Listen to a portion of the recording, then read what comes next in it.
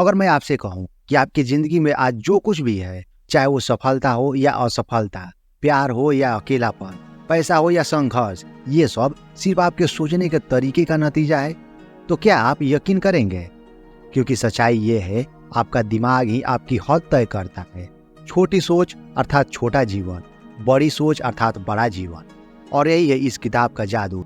The magic of thinking big, एक ऐसी किताब जो बताती है कि जिंदगी बदलने के लिए आपको किसी चमत्कार की नहीं बल्कि बड़ी सोच की जरूरत है।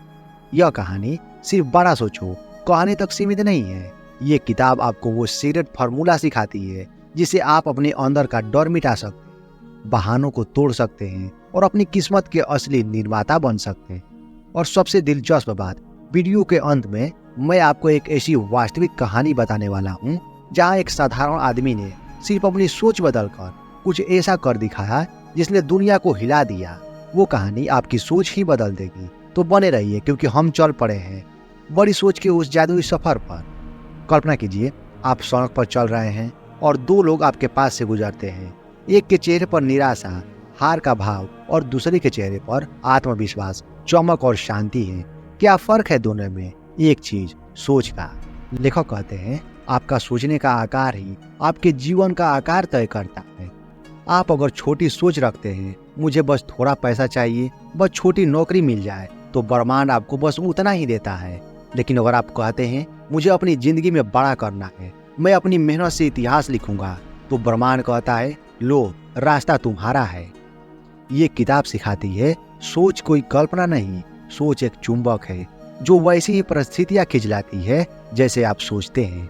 एक बार एक व्यक्ति ने लेखक से पूछा, सर अगर मैं बड़ा सोचूं लेकिन संसाधन न हो तो?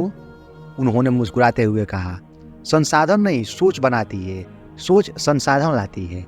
थॉमस एडिसन के पास न पैसा था, न लैब, न टीम, लेकिन उनके पास एक बड़ी सोच थी अंधेरे को मिटाने की, और उन्होंने बल्ब बना डाला। तो सवाल ये नहीं है क्या आपके पास साधन है, सवाल है क्या आप अपने अंदर सोचने की हिम्मत रखते हैं। सोचने के बाद आता है विश्वास।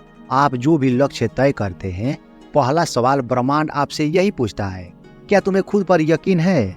अगर अंदर से आवाज आती है नहीं, शायद मैं नहीं कर पाऊं, तो यकीन मानिए खेल वही खत्म हो जाता है।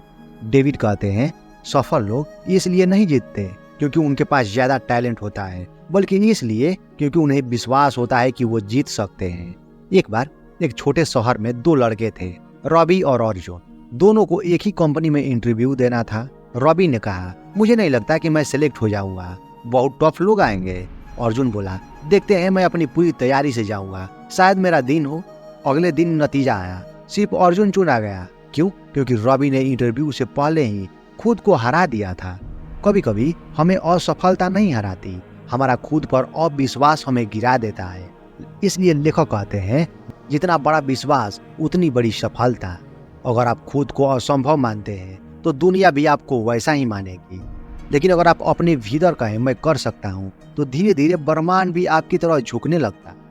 हर सपने को निगलने वाला सबसे बड़ा दुश्मन है डर और बहाने। हम कहते हैं मेरे पास वक्त नहीं, मेरे पास पैसे नहीं, मेरी किस्मत खराब है। लेकिन सच्चाई ये है, ये सब बहाने हैं जो हमारे डर को छिपाते हैं। लेखक कहते हैं बहाना बनाना ही असफलता की बीमारी है। एक इंसान था जो हर रोज अपने सपनों के बारे में सोचता था, कभी बिजनेस खोलने का, कभी किताब लिखने का, कभी फिट होने का, लेकिन हर दिन कहता आज नहीं कल से, और वो कल कभी आया ही नहीं। आखिर में उसकी जिंदगी बहानों की दीवार में दफन हो गई। क्या आप भी कभी ऐसा महसूस करते हैं कि अंदर से कुछ करना चाहते हैं लेकिन डर पीछे खींच लेता है? याद रखिए, डर को खत्म करने का एक ही तरीका है, कदम उठाना। जब आप डर के बावजूद पहला कदम उठाते हैं तो डर सिकुड़ने लगता है और आत्मविश्वास बढ़ने लगता है। कदम छोटा हो सकता है लेकिन कदम उठाना जरूरी है। अब जब आपने बहाने और डर को तोड़ दिया तो अगला कदम है नेता की तरह सोचना। लेखक कहते हैं एक सच्चा लीडर दूसरों को नहीं, पहले खुद को लीड करता है। एक बार एक कंपनी में दो मैनेजर थे। पहला सिर्फ ऑर्डर देता था, ये करो वो करो। दूसरा कहता चलो साथ में करते हैं। पहला बॉस था, दूसरा लीडर। और लोगों ने किसे फॉलो किया?